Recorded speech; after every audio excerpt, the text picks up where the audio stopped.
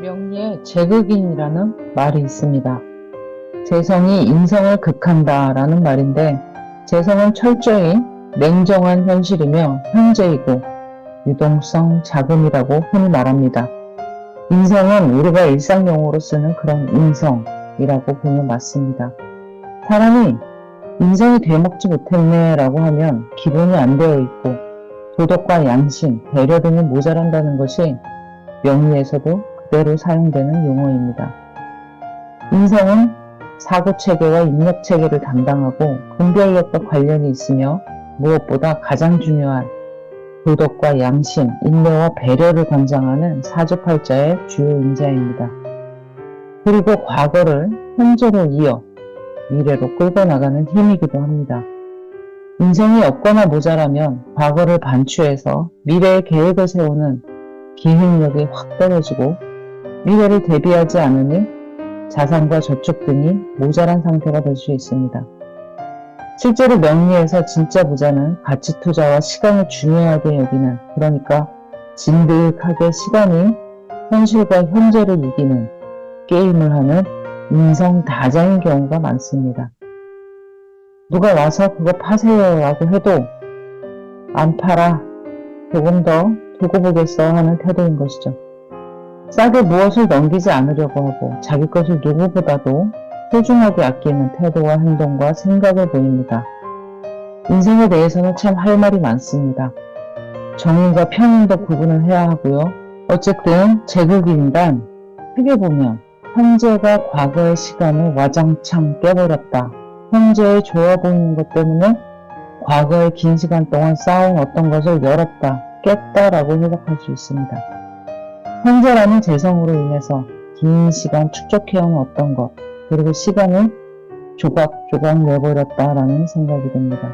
긴 시간 들어온 적금, 펀드, 보험 등을 깨는 것도 제극인이고, 긴 시간 공들인 어떤 인연들을 끊어버리는 것도 제극인의 한 형태입니다.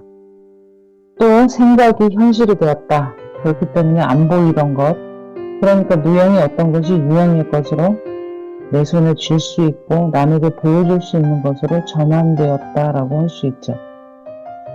명리에서 제극인 하면 탐죄 괴인이라고 해서 재물과 바로 눈앞에 어떤 것에 너무 집중해서 도덕과 양심, 배려, 인내 등의 좋은 것들을 저버리고 양아치처럼 된다라는 해석을 주로 하는데, 그 이면에 깊이 있는 어떤 것을 들여다보면 더 많은 해석들이 줄줄이 나올 수가 있습니다.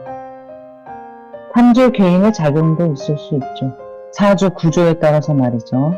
저는 병화일간으로 을목, 그러니까 정인을 용신으로 사용하는 사람입니다. 제가 성생을 하는 이유도, 성생을 하면서 책을 낸 이유도, 영문법으로 특허를 받은 이유도, 그리고 대학원까지 가서 늦은 나이에 논문까지 쓰면서 철학을 하는 것도 모두 이 정인이라는 용신에 기인한 것입니다.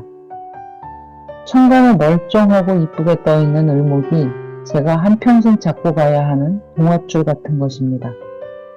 그런데 신사대운을 맞이하면서 신이라는 금기운의 재성이 을이라는 저의 귀한 인성의 목기운을 금금목해서 딱 치는 운을 맞이했습니다. 지난 신용 경금, 이번에 새로 맞이한 신금, 이렇게 20년이 재성운으로 인성에게 강력한 영향을 미치고 있는 것입니다.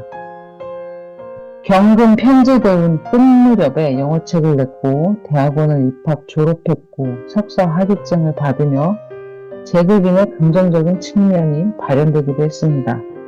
용신이 인성인 경우 제극인이 좋지 않은 영향을 미칠 가능성이 큽니다. 사주 구조를 봐야 하는 것이지만요.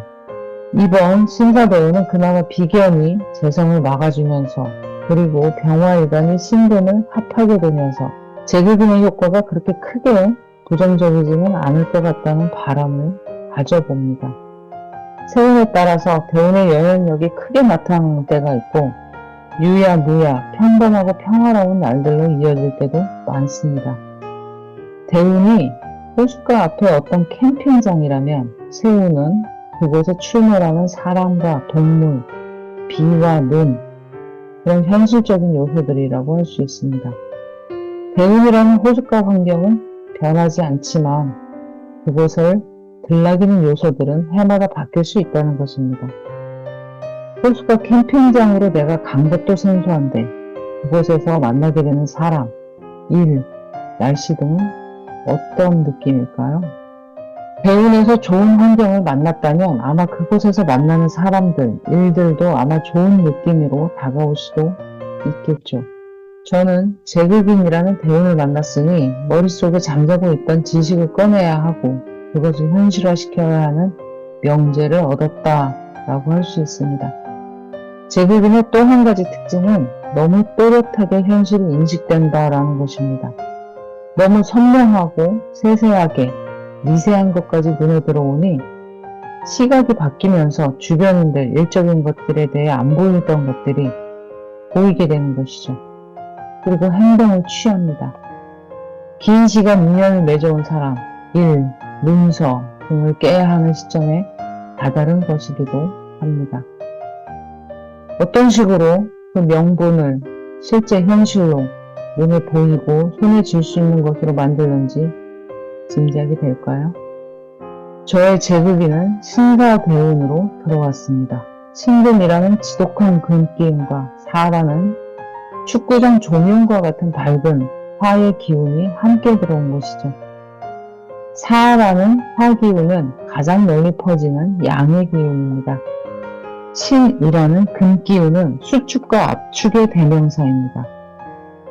퍼짐과 수축이라는 정반대의 기운이 동시에 같이 들어왔다는 이야기입니다. 한쪽에선 쪼이고 움켜쥐라고 하고 한쪽에선 펼치고 퍼뜨려라라고 하는 말이죠. 우주 저 멀리 떨어진 별들의 빛이 지구에서 보이는 것도 이 강력한 퍼짐의 기운인 사의 기운이라고 볼 수 있습니다. 유튜브, 인터넷, SNS, 블로그는 병화와 사화의 물상에 딱 들어맞는 어떤 것입니다. 2023년 1월이 되자마자 유튜브를 하는 것, 널리 저의 오랫동안 쌓아온 지식과 노하우를 사람들에게 알리고 전파하는 것, 그것이 제가 신사대운이 들어서면서 했던 첫 걸음입니다. 제 극인이라는 대운답게 머릿속에 어떤 것, 무형의 것이 실제와 현실이 된 것입니다.